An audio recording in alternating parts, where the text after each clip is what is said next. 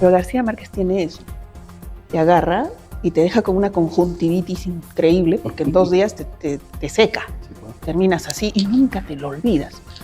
Habré leído 100 años de soledad 5 veces en toda mi vida y nunca te la olvidas.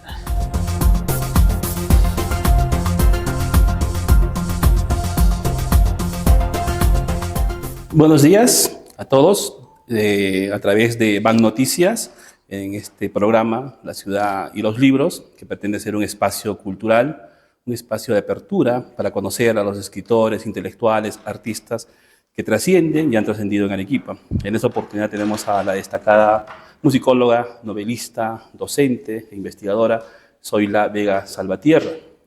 Recientemente acaba de publicar 2 libros. Ella tiene este poder mágico para poder producir, investigar, hacer literatura. En fin, ¿te da la vida para tanto, Zoila? Yo creo que dormir es para los débiles. Es cuestión de organizarse. Hay que renunciar a ciertas cosas, pero sí, son dos rieles por las que ha discurrido mi trabajo en los últimos años, sobre todo la literatura y la musicología. Claro. En algún momento estas dos pasiones, por así decirlo, han subvertido a la otra o han permitido, digamos, o han aplastado. No, se han influenciado mutuamente, es verdad. En algunos casos, siempre bromeo con que termino haciendo la novela de la investigación que estoy llevando a cabo. Claro. Me sucedió mucho, por ejemplo, con la novela Acuarelas. Me sucedió con la actual, Cantan al hablar, que ha salido este año, que es sobre los pianos de Arequipa, donde he vertido muchas cosas que han salido en las investigaciones musicológicas. No todo lo puedes decir en una investigación académica. Claro. Y a veces tienes que suplir mucho con imaginación y la investigación tiene que ser mucho más austera, más parca, más precisa. En cambio, todo aquello que tu imaginación provee puede tranquilamente ir al campo literario. Háblanos un poco de tu infancia. Has vivido rodeada de 2 personalidades, tanto de la poesía y la pintura, como de Salvatierra, dedicada a la psicología y a las otras artes. Además, has tenido bibliotecas en tu casa, has tenido rodeada de música también. De una u otra manera, todo eso influenció en tu comportamiento ante el arte, ante la cultura, y también tu capacidad creativa, ¿no? Porque Sí. nunca llevaste un curso de escritura creativa para ser novelista. Sin No. embargo, tener a César Vega al lado, pienso Y que... mi padre también. En realidad, yo desde muy pequeña, como bien dices, he estado en contacto con este mundo creativo. Mi padre es poeta y acuarelista, y con él he hecho taller literario toda mi vida, o sea, desde que era niña, ¿no? Porque mi padre agarraba el papel y el lapicero y se ponía a escribir sus poemas, y yo era una niña de 3, 4, 5 años y me consultaba, ¿qué palabra te parece mejor de colocar en este verso? Porque el verso tiene que tener tal cosa, y empezaba a explicarme sobre teoría poética. Y yo pues estaba en la luna, y ¿qué significa esto y qué significa aquello? Entonces, vocabulario, gusto, sensibilidad.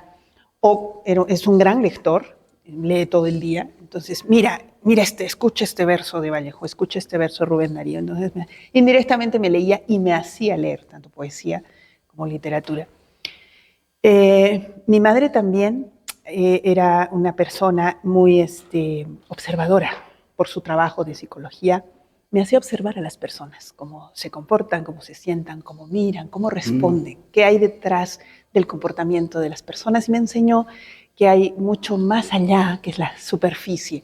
Y eso me sirvió con el tiempo para construir personajes. Entonces, es verdad que yo nunca he estudiado ni una carrera de literatura, ni he llevado ningún taller, pero he hecho con mi padre taller toda la vida, durante muchos años, ¿no? Incluso ya después de casada y de haber publicado mis primeros trabajos, siempre el que lee primero mis escritos es él, ¿no? Y es el más agudo y rígido crítico que tengo, porque es muy responsable y es muy exigente. La crítica literaria, por así decirlo, profesional en Arequipa y en Lima y en otras latitudes, ha recibido muy bien tus novelas. Carlos Caballero lo ubica dentro de la ficción histórica. Sin embargo, tú recalcas en una entrevista al diario Correo que no son novelas históricas. En fin, entonces, ¿qué son estos espacios literarios, estas reflexiones que plantea de esa manera? Porque uno puede leer, digamos, la Saucedo y encontrarse, digamos, con una curiosidad para investigar ya por cuenta propia, digamos, desde el punto de vista histórico. Claro. Lo que sucede es que ficción histórica y novela histórica tienen una delgada línea de diferencia, y es que novela histórica noveliza acontecimientos históricos, figuras históricas relevantes, etc. En ficción histórica yo uso la historia de pretexto para escribir la historia que yo quiero hacer. Y, claro, en inglés distinguimos story de history, ¿no? En español los términos son homófonos, pero tienen ligeras diferencias. Entonces, haces un trabajo de archivo acucioso para recrear un poco los detalles, ¿no? En todas las novelas de ficción histórica que hago, sí me exige, es necesario, un trabajo muy perfilado de ambientación, de orientación, de saber cuáles son las coordenadas. Recuerdo que uno de mis primeros experimentos estaba yo novelando en la época napoleónica y hablé de la batalla de Ulm en 1806 y dije, en esta batalla, desde lejos el protagonista escuchó los tiros a la distancia. Pues profundizando, encontré que en Ulm no se disparó un solo tiro. Napoleón ganó esa batalla por puro ingenio, no por la fuerza. Entonces era un error grueso. Eso exige que estés pendiente de cada detalle y aún así se te escapan cosas, porque la historia también es una recreación del historiador o en este caso el novelista. No todo lo puedes controlar. Es un mundo que te da sorpresas a cada momento. Es un punto de vista también, por más investigador que sea, ¿no? Porque hay muchas diferencias sobre la capacidad de gente que entra en la plaza de armas según las tradiciones de las revoluciones. Entonces, algunos historiadores dicen 100.000, 50.000, 60.000. Un día me atreví a preguntarle a Mauricio Guaco, que es urbanista, arquitecto, entonces conoce la proporción exacta de la cantidad de gente que puede entrar en la plaza de armas. Y me dijo, pegaditos, juntitos, a lo mucho entrarían 5.000, 8.000, no más. Entonces, cuando tú te encuentras con datos así, que son, digamos, exuberantes o pura imaginación, y lo contrastas, digamos, con los archivos y de repente te duele un poco revelar esa verdad. Cuando hago investigación pura y dura, o sea, cuando hago claro. trabajos de musicología, es mi deber. O sea, es necesario contrastar las fuentes, preguntar a expertos y trabajar con la mayor cantidad de información posible y contrastarla para encontrar la mejor solución a la pregunta que tienes en las manos, ¿no? En este caso, tú hiciste un pequeño trabajo de investigación, le preguntaste a un especialista y no te guiaste por las fuentes que te daban datos que evidentemente son erróneos, porque físicamente es imposible que entren 100.000 en la plaza, ¿no? Entonces, lo que tú hiciste fue contrastar información. Eso es algo que naturalmente es un investigador. El novelista tiene que hacerlo sobre todo para hacer viable y posible su ficción.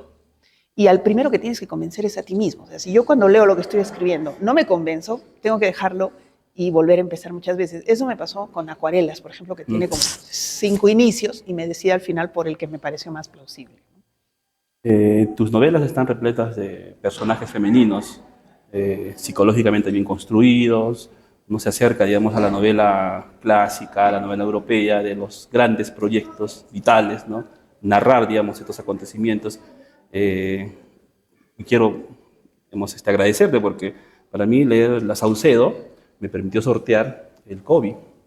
Entonces estaba leyendo entre novelas de amor y biografías de dictadores, para variar, ¿no? Esos para tener balance, digamos. Tener balance, ¿no? Y me ayudó mucho esa novela. El ritmo de la escritura, la solvencia de los personajes, y todo ello, ¿no? Y veo que en algunos, digamos, algunos autores arequipeños, ese rigor de los datos trasladados, digamos, a una novela, adolece. Entonces, pienso que a ti te ayuda mucho ser investigadora. Te oí en una conferencia y también en una entrevista que te hicieron, Cantera, donde hablabas de la importancia de los archivos, ¿no? Y cómo has trabajado durante años y conoces, inclusive hablabas de institutos de genealogía que hay en otros países. Y hoy día puse en Google, solo para refutarte, por así decirlo, y en Argentina hay como 4 o 5 institutos, creo que hay más, dedicados al tema de la genealogía familiar, ¿no? Sí. Y eso es importante, ¿no? En un país que quiere tener, digamos, expresiones culturales más grandes, ¿no? O mejor para su ciudadanía. A mí me ha pasado con el tema de los archivos que en nuestro país son de difícil acceso o son de difícil conservación porque exigen una política permanente, ¿no? de contribución a la memoria colectiva. A veces es muy difícil trabajar en archivos, no todo está contenido en el documento y debes suplirlo con un buen trabajo de deducción. Te cuento una anécdota. A mí me pasó que cuando estaba estudiando la música en la Catedral de Arequipa, Entré al archivo arzobispal, que no tiene partituras. Entonces tuve que trabajar con fuentes no musicales. ¿Cómo escribes una historia musical? Con fuentes no musicales, pero perimusicales sí, o sea, próximos a la música. Fue un trabajo de hormiga, donde todo estaba... Los archivos te dan información, pero la información no está ordenada. Tú tienes que organizarla, interpretarla y complementarla. Y aparece la figura de un maestro de capilla que llega y se le paga el triple, de la nada. Se le construye una sala y encima se casa. Pero para que alguien venga con el triple de sueldo, venga del extranjero, le construyan un ambiente en la catedral y lo obliguen a casarse, significa que quieren que se quede, no quieren perder la inversión. Entonces, esta persona debe ser muy buena. Y fue maestro de capilla durante 40 años y encontré recibos donde se le daba papel pautado, o sea, se le daba dinero para comprar el papel pentagramado para que pudiera componer. Esa música de 40 años de composición no está.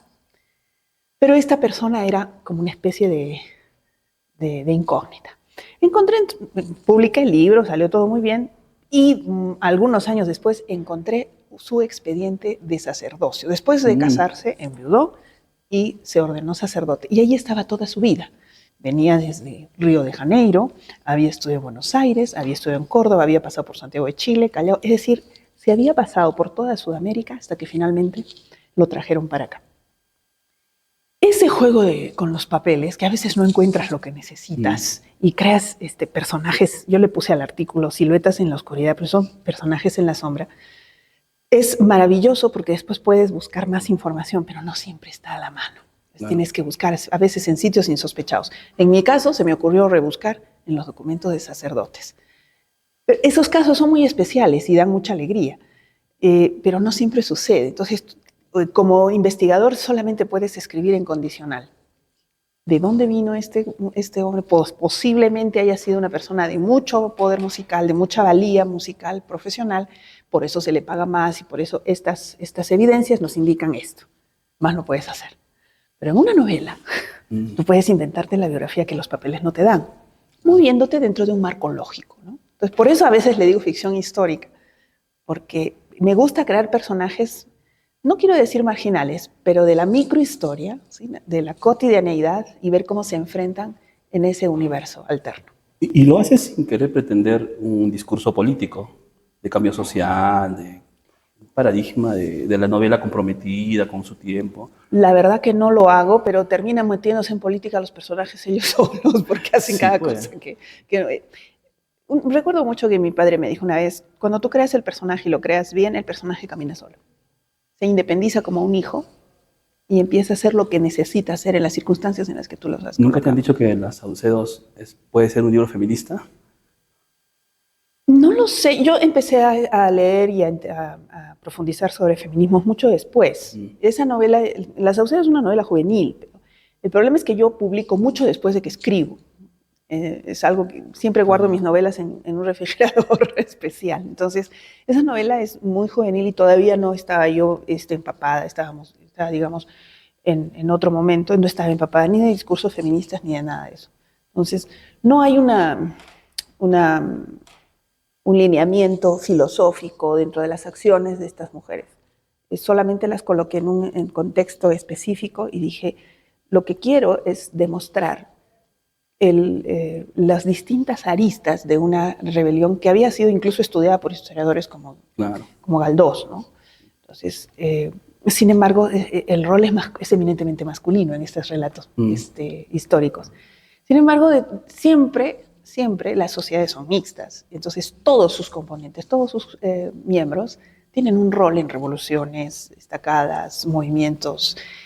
Tú lo puedes analizar después. Sé que incluso ha habido un artículo y hay una tesis, creo, que analiza los discursos feministas, por lo menos de una de las protagonistas, me parece fantástico, y que el investigador lo defina desde la teoría que guste. Yo cuando escribo novela no pienso tanto en teoría, no en teoría política, sí en la coherencia de la historia. Es lo que más me interesa. Porque hubo un conversatorio, hace 2 años, si no me equivoco, en tiempos de pandemia, donde tú participaste junto a Arturo Caballero, Goyo Torres, también el historiador fallecido. Sí, me acuerdo, claro. Angulo. Y a mí me gustó mucho ese intercambio multidisciplinar, literario, ¿no? Y cada Goyo Torres, en su novela sobre Bolívar, Espejos de humo. novelas. Entonces, el intercambio me parece muy rico, ¿no? Para la academia, para los estudiantes, ¿no? Y tú te desenvolvías con total solvencia, como si fueras una escritora que hubiera estudiado literatura, ¿no? Y conocías muy bien los registros, entonces esos detalles. Julio Villanueva Chan te hace un perfil hermoso sobre tu infancia, ¿no? Y, y, y esos momentos de tu infancia parecieran que una persona que ve a lo lejos tu biografía o una semblanza tuya, que es una personalidad aislada del mundo, obsesionada en su mundo académico y en sus libros, y el mundo le importa poco. ¿Es tanto así o hay, Bueno, no sé si es hay un porque... ser bueno, humano, detrás de la escritora y la investigadora? No, yo creo ser un ser bueno, eso espero. Lo que sucede es que, a ver, el que uno no tenga una vida social intensa no significa que uno esté aislado del mundo, ¿no? Claro. Mis contactos es verdad que siempre han sido académicos. Mis padres han trabajado en la UNSA, en la Universidad de San Agustín. Mi madre fue catedrática y luego ejerció su trabajo de manera privada, pero siempre en el ámbito académico. Y yo empecé con la música desde muy joven. Entonces empecé a trabajar en el ambiente artístico desde los 15 años, cuando entré a la Sinfónica. Y luego yo tenía muy definidas mi carrera artística. Y sí, es verdad, yo siempre juego mucho con que yo decía que la música más bailable de mi casa eran las danzas húngaras de Brahms. Yo aprendí a escuchar a los Beatles, los boleros y demás cosas, un poco bajo la mirada tiesa de mi padre que decía que no, solo había que escuchar música clásica, pero luego mi mamá y yo nos rebelamos y revertimos ese orden de las cosas. Que no figure yo mucho en los ambientes, no sé si sociales, Bueno, pero sí por así decirlo. figuro en otros lados, ¿no? Claro. No me aíslo, yo creo que no me aíslo, es más, tengo el suficiente contacto para saber cómo funcionan las cosas y cómo avanzan. Sí es verdad que no tengo mucho contacto con el mundo literario, eso es cierto. De hecho, cuando presentamos Cantan al Hablar en Lima, y la editorial Planeta, a través del sello 6 Barral, me dijo, vamos a presentarlo en tal lugar, en la librería Sur, ¿no? Yo invité a todos mis conocidos en Lima, y claro, estaba todo el Conservatorio Nacional, estaba toda la Orquesta Sinfónica Nacional, y Enrique Planas, que era uno de los comentadores, me dice, ¿qué vamos a hacer? Este es un público muy melómano. Claro, eran... Claro. mis relaciones, mis contactos literarios son muy pocos, son contados. Tú eres uno de ellos. Así que sí es verdad, pero porque mis intereses profesionales están del otro lado. Además, siempre estás vigente dentro de la academia, las investigaciones, o te pueden ver en internet en algún artículo académico. O estoy dando clases, ¿no? Etcétera. Es Y la experiencia de dirigir la Orquesta Sinfónica a los 26 años, era impresionante, ¿no? Una edad en que están pensando muchos en recién empezar la vida y tú ya no, te dirigías mueres la de miedo. Te mueres de miedo. Recuerdo una anécdota que contabas sobre la importancia de ser una especie de didáctica musical, algo así creo, porque tuviste una experiencia en Bustamante y Rivero, donde no había gente, y igual se tocó, igual fue llamando a la gente y fueron llegando, aunque una vez me pasó en uno de los pueblos de la variante, en uno de los pueblos de Uchumayo, que teníamos un concierto y solo habían 3 niños y un perro. Eso creo que siempre le he contado. Y dimos el concierto para los 3 niños y un perro, por profesionalismo, ¿no? Porque había que darlo. Y luego empezaron a venir los vecinos. Eso nos ha pasado muchas veces, pero lógico, si tú no tienes contacto con productos culturales de cualquier tipo, no solamente una orquesta sinfónica, de cualquier tipo, tienes que aprender a tenerlo. Y luego puedes elegir si te gusta o no. Y si no te gusta, te vas y perfecto. Pero ya sabes que eliges por conocimiento de causa, no porque nunca nadie te explicó cómo eran las cosas. Entonces, yo siempre creí en la labor pedagógica que tenía con la orquesta. Tanto en conciertos, digamos, de gala, donde no se necesitaba ser muy pedagógico, como en conciertos de divulgación, conciertos didácticos con colegios, con poblaciones. Incluso hemos estado en sitios muy alejados y al menos yo tenía esa filosofía de acercar, porque finalmente la orquesta es de la ciudad, ¿no? Entonces siempre he tenido esa visión de que, creo que ese es mi lado docente, por eso ya tengo casi 30 años de docencia, es explicar las cosas, hacerlas más asequibles, para aquel que le interese acercarse, ¿no? Dijiste algo también muy interesante acerca de los espacios culturales, bibliotecas o archivos, que no se debe circunscribir, digamos, a ser un elemento estable o monótono, sino también debe trabajar la extensión cultural. Son ¿no? dinámicos, no son dinámicos. Seminarios. Ahora la concepción que se tiene de archivos y bibliotecas es que sean entes perfectamente insertados en el entorno, que no se vean como templos que no se deben pisar o que solo debemos entrar en actitud humilde, reverente y de hinojos, ¿no? Por ejemplo, tener a los estudiantes en la biblioteca es no solo vincularlos con objetos, es hacerles entender, por ejemplo, que a este ser humano le gustaban los hipopótamos, ¿no? Y que los retratos que presiden esta sala son referentes de alguien que venía de una situación muy semejante, que deseó superarse. Mario Vargas Llosa, sobre todo, es la historia de alguien que se construye a sí mismo, ¿no? Eso es un ejemplo, podemos tener ejemplos de otros lugares. Los archivos donde a mí me ha tocado estar, en la catedral, el regional, te hablan de la vida, de la experiencia de arequipeños del pasado, de personas que vivieron y murieron y sufrieron incluso o gozaron en la ciudad, y de sus vidas puedes aprender mucho. Y puedes vincularte con ellos de una manera mucho más abierta, dinámica y sobre todo divertida. Yo que tengo un gran sentido del humor, no entiendo que alguien pueda aburrirse en un archivo. Sí, pues. Y hasta cuentas con cierto humor el hecho de haber tocado violín desde muy niña, pero te ha provocado un dolor de espalda terribles, ¿no? Sí, yo tengo una pequeña escoliosis congénita. Es muy divertido, mi padre también la tiene, entonces... Y en la parte, digamos, de haber también visitado los archivos, hay el problema de sí, tengo unas alergias claro, medio raras en el alergias. mentón que tengo que cuidar. No puedo utilizar, por ejemplo, pañoletas de lana porque me genera es por el uso del polvo, hongos, etc. O sea, sí hay un impacto físico en el investigador. En el artista también, evidentemente. Sí. Pero esos impactos físicos no mellan en ti en el hecho de justificar un discurso sentimentaloide o de una persona que, digamos, que sufre por su vida de artista o académica, porque las circunstancias siempre van a estar, digamos, van a ser complejas, al menos en un país como el Perú, ¿no? Pero tú sabes, por así decirlo, sacar fuerzas de esas experiencias y superarlas. Mira, yo tengo la mala costumbre de reírme de todo, hasta de lo que más, hasta de mí, que soy mi primer motivo de risa. Entonces, siempre me ha pasado, sobre todo cuando escribo literatura, novela, y escribo cuento, pero la verdad es que no le doy mucho a eso.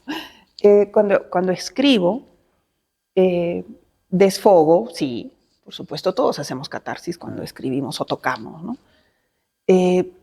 Pero más que nada, como yo hago ficción, y por eso me cuesta mucho escribir por encargo. Por ejemplo, alguna vez me han pedido columnas de actualidad, ¿no?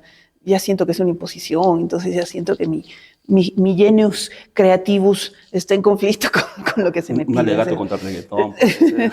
O sea, no me encargues algo. Es que en realidad si me pides un alegato contra el reggaetón, te puedo escribir la razón por la que el reggaetón es tan bueno. Entonces, necesito paz, pero es algo raro. Cuando más escribo es cuando estoy más estresada, es una especie de balance. Pero además de eso, como escribo ficción y en mi mundo se integran personajes, a los personajes les hago decir a veces cosas que yo quisiera decir o hacer. Pero tiene que ser de una manera lógica, porque de lo contrario quiebro la personalidad del personaje, ¿no?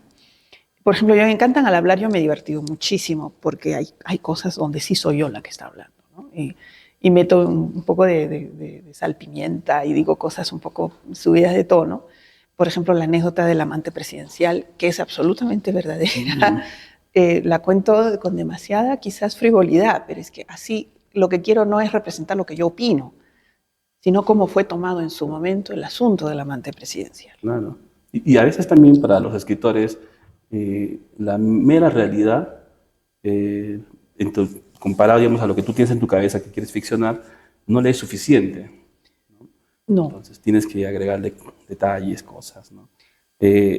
Abel Rubio dice que tú eres una gran novelista a la altura de María Nieves y Bustamante.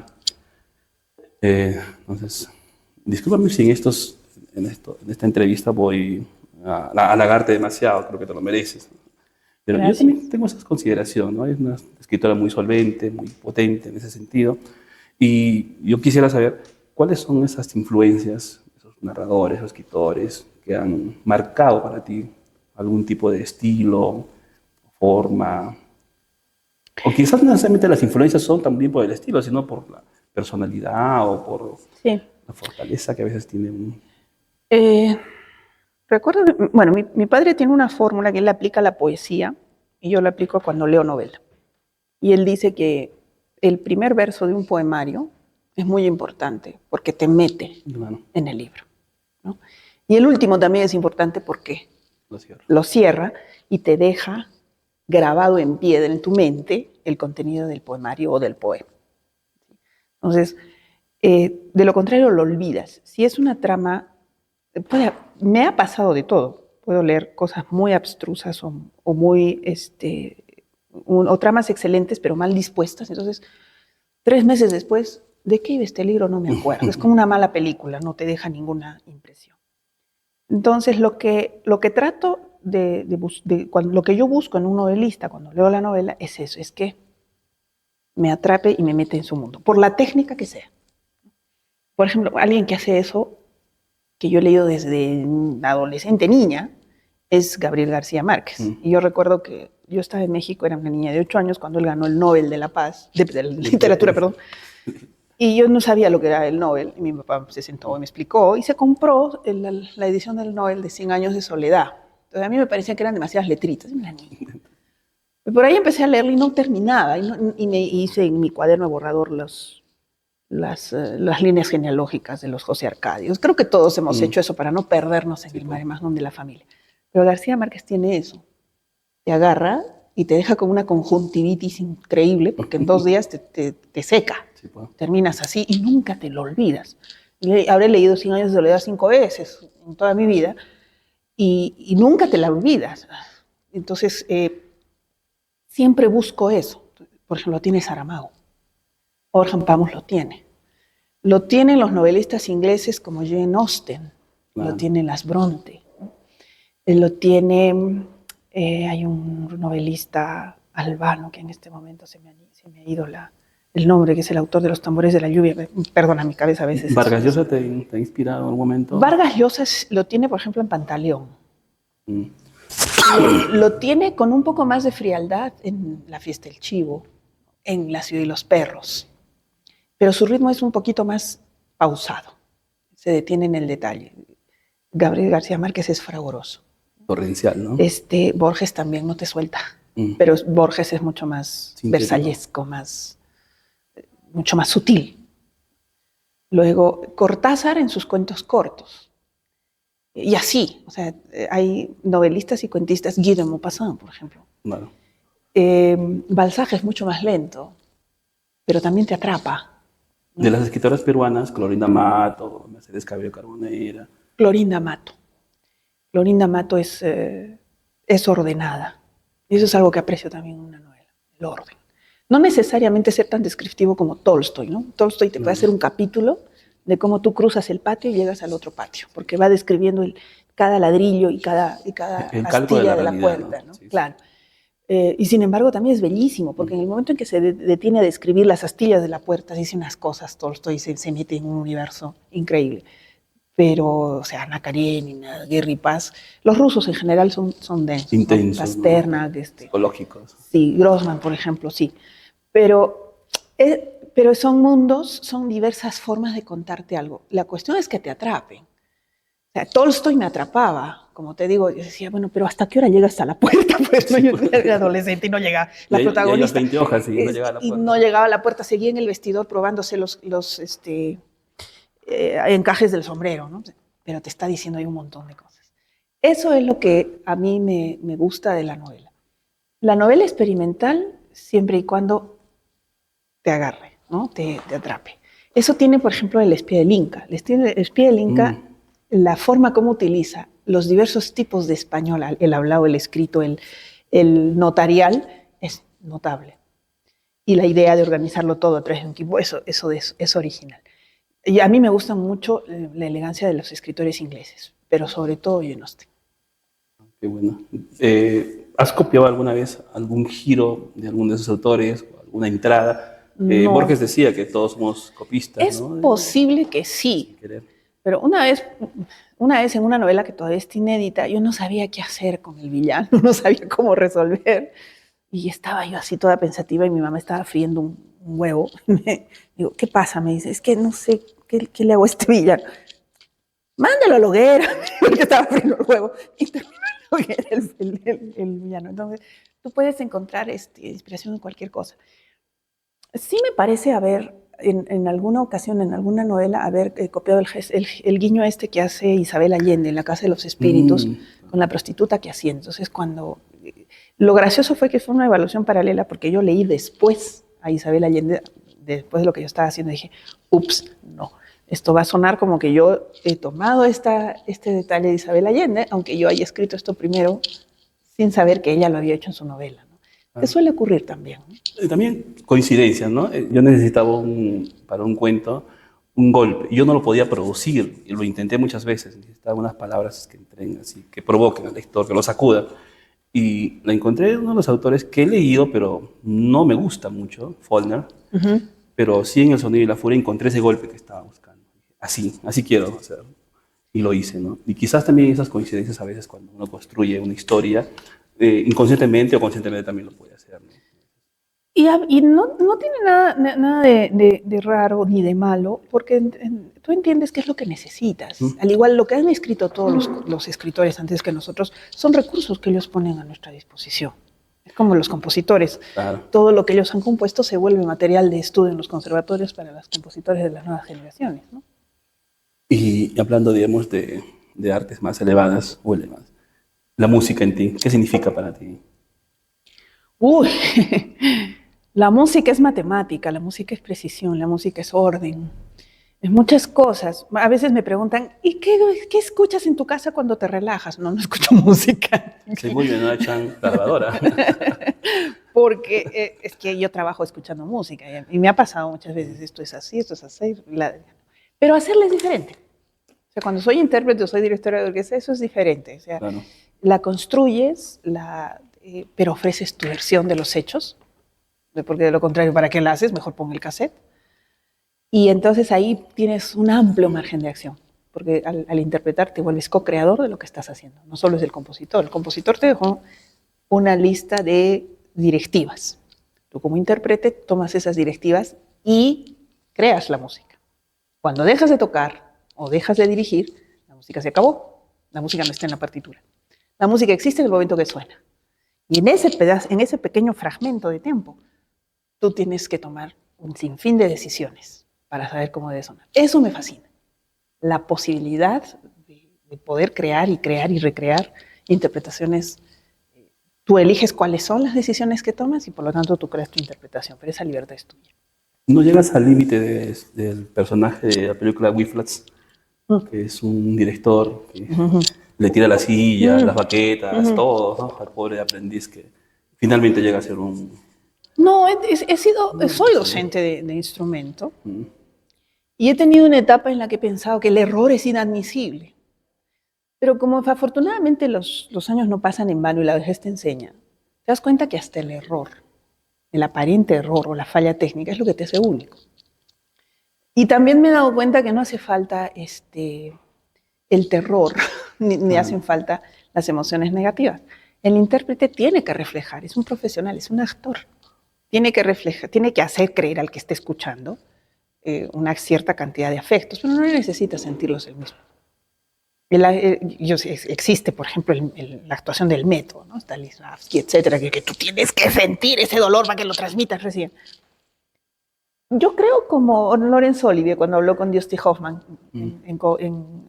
me acuerdo, Los niños del Brasil, que Dusty Hoffman se entregaba así a su papel y para demostrar que había estado 2 días sin bañarse, dejó de bañarse 2 días y Laurence Olivier lo miró así todo sufriendo, que creo que hasta había perdido un diente y le dijo, hijo, lo único que tiene que hacer es actuar. Entonces, eso me gusta transmitirlo a los alumnos. Entonces, para eso no es necesario ni chancletear, ni latiguear, ni estallar. No te puedo enseñar control de tus emociones o transmisión de tus emociones si yo no tengo control sobre las mías. Claro. Pero eso es una visión muy personal de la pedagogía musical. Claro, tus músicos, compositores favoritos. Bueno, yo soy mozartiana, entonces, Genial. porque Mozart es el paradigma del equilibrio entre forma y fondo. Y Entonces, Wagner, la fortaleza, ¿verdad? Wagner es la exuberancia. También es el germanismo militante y un antisemitismo que fue heredado a generaciones posteriores y que en algunas partes de su obra todavía está patente. Y a veces no puedes desligar lo que es el hombre del artista. O sea, no puedes hacerlo. Es una realidad única. Wagner es hermosísimo y me gusta. Pero mi ideal de equilibrio, o sea, lo que va mejor con mis gustos y con mis ideales estéticos, es Mozart. Woody Allen decía Y en una película decía Woody Allen que cuando escuchaba a Wagner tenía ganas de invadir Polonia.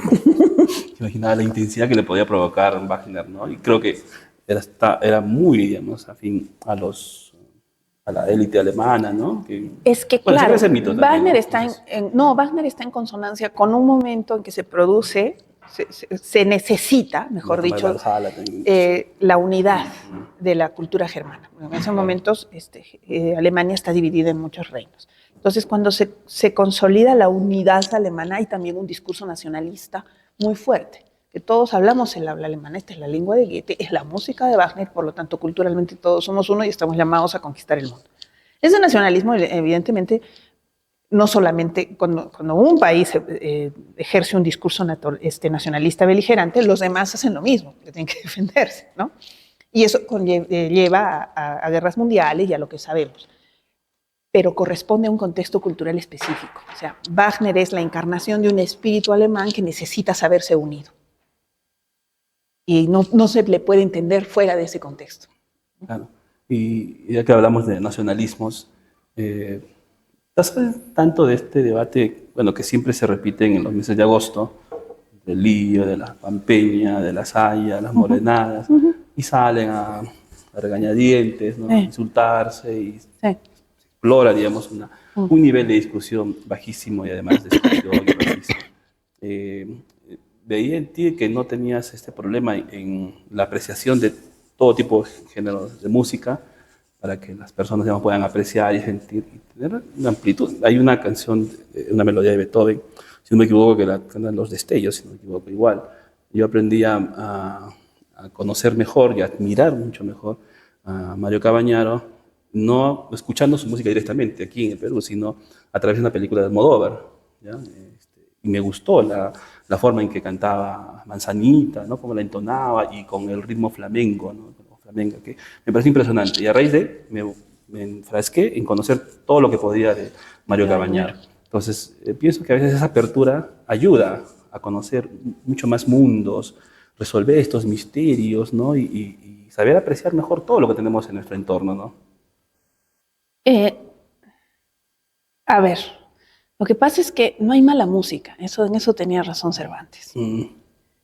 No hay música mala.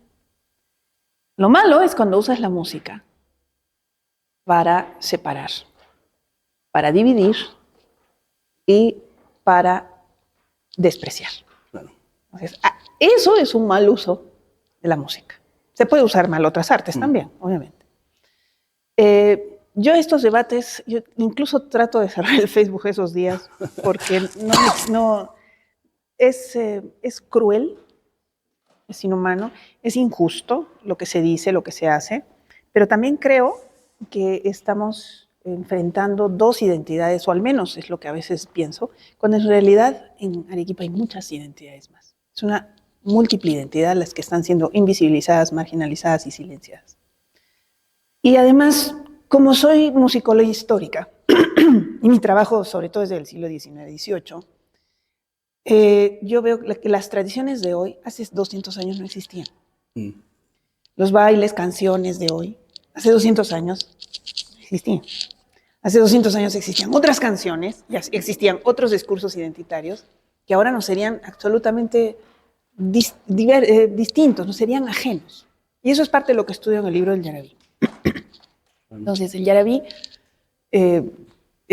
por un lado, yo no creo que esté muerto, por ejemplo. Yo creo que se sigue escuchando. El día que ya no sepamos qué es, ahí sí va a estar muerto. Pero si tú preguntas qué es un Yarabí, la gente más o menos te entiende de qué estás hablando. Pero, si le preguntas que cante un Yarabí es más difícil. Claro, ¿no? Pero haces una distinción ahí entre lo que planteaba Cornejo Polar, ¿no? De la originalidad del Yarabí, y también el discurso de la cercanía entre el Yarabí y el Jarawi, creo. Jarawi, ¿no? Sí. que no está aprobado. Planteas, digamos, se resuelve de una u otra manera y te peleas con cierta gente que, no me peleas, sino que Sí, de una u otra manera mucho. te van a decir, oye, es lo que tenemos, ¿por qué nos quitas esto? Es que no se trata de quitarnos, Claro. se trata de hacernos entender que lo que creemos que es no es tan así, ¿no? Por ejemplo, decimos que el yarabí, decimos muchas cosas sobre el yarabí, pero lo que no entendemos es que el yarabí no solo es nuestro. El yarabí es común a todas las ciudades sudamericanas, sobre todo el área andina, desde Ecuador desde Colombia hasta Argentina. En algunos lugares ya no existe, nadie lo canta, porque encontraron que ya no era necesario cantarlo y lo reemplazaron por otras canciones. Esa fue una decisión de esas comunidades. En otras ciudades, y no solo Arequipa, se decidió conservar el yarabí porque se le sentía propio, cuando primero fue canción de los otros, no de nosotros. Muy bien. Entonces, esas elecciones que hacemos de lo que elegimos olvidar, lo que elegimos recordar, eso es un derecho de las comunidades. Las personas deciden qué cantan y qué no cantan. A veces encuentro esa obligación. Hay que hacer que las nuevas generaciones canten yarabí. Esa es la manera más rápida de hacerlo olvidar. Exacto. Porque cuando impones contenidos, la gente dice, esto yo no lo quiero ver en mi vida. Lo difundes, lo cantas, lo grabas, lo compones. Perfecto, porque quieres hacerlo, hazlo. Pero hay comunidades que deciden, no, esto ya no me sirve. Yo quiero cantar otra cosa. O lo transforman, y tenemos un género nuevo, pueden hacer cover. He visto yarabí en rock y me parece fantástico. ¿Sí? Pero eso lo que yo no entiendo es cómo puedes sentirte amenazado en lo que eres solo porque no conservas o no cantas lo mismo que cantó tu abuelo. Claro. No son los tiempos del abuelo. Hace 100 años el yarabí se canta. Si no lo cantábamos, nadie lo hacía. Pero ahora, a menos que nos falte electricidad, tienes otras maneras de escuchar el yarabí. O sea, hemos cambiado nuestra forma de oírlo, de consumirlo y por lo tanto de pensarlo. Tú comentabas en una entrevista también cómo eran las misas en la catedral antes, hace 100 años, 200 años. Era toda una expresión de instrumentos, o sea, no meramente religioso, sino toda una expresión cultural, ¿no? Amplia. Sí, y eso tiene que ver mucho con los lineamientos que tenía la Iglesia a partir del Concilio de Trento. Y además las misas en latín, ¿no? Eran misas en latín. Si tú te das cuenta, todas las iglesias de antes de 1950 tienen el altar pegado a la pared. Y después se les ha construido un altar como mesa donde se celebran ahora las misas. Y es que antes el sacerdote oficiaba de cara al altar y de espaldas a la feligresía. Y entonaba sus rezos y entonaba sus bendiciones de espaldas a la feligresía. Solo volteaba para dar la bendición, Dominus vobiscum, et spiritu tuo. El Señor esté con ustedes y con tu espíritu. Entonces, la música sonaba en determinados sitios y había ciertas normativas. Y se entendía que la cristiandad era única y todos hablaban un solo idioma, que era el latín. Tú entrabas a una misa en Francia, en Australia, y entendías lo mismo si es que entendías latín. Pero el latín ya no se habla, pues. Claro. A mí me encanta el latín, pero prácticamente es un idioma muerto. O sea, la gente no lo entiende. Entonces tú entras a una misa en latín y no la entiendes. ¿Cuál fue el espíritu del Concilio Vaticano II? Que se entienda la misa. Lo tienes que hacer en tu lengua vernácula. Son nuevos públicos también, ¿no? Son nuevos públicos, son nuevas audiencias y el sacerdote ya se voltea hacia la feligresía y hace el rito, realiza la misa de cara al pueblo. Entonces la música tiene un nuevo rol, una nueva intención. Sí, yo estudio cómo eran las misas en el rito tridentino y conozco el rito conciliar, pero son nuevas maneras, son dos tiempos históricos diferentes. Entonces hay personas que dicen, debemos volver a la unidad del latín. Para eso habría que enseñar latín en el colegio. En España, por ejemplo, se enseña, en Italia se enseña, pero porque lo siente muy afín con su cultura. De hecho, el latín está presente entre nosotros. Pero es un poco difícil pretender que todos los pueblos del planeta tienen que aprender latín para seguir siendo católicos. Entonces, no puedes hacer esa clase de imposiciones. La idea del ayornamiento en la Iglesia Católica enfrentaba esa posibilidad. Nunca la terminaron, no sé, como que se quedó medio camino. Pero bueno, esa es otra historia. Entonces, la música se va ajustando a los entornos. se va ajustando a las necesidades. La música está al servicio de los seres humanos. Porque cuando me dicen, hay que mantener la pureza del yarabí, por ejemplo, ¿pero cuál?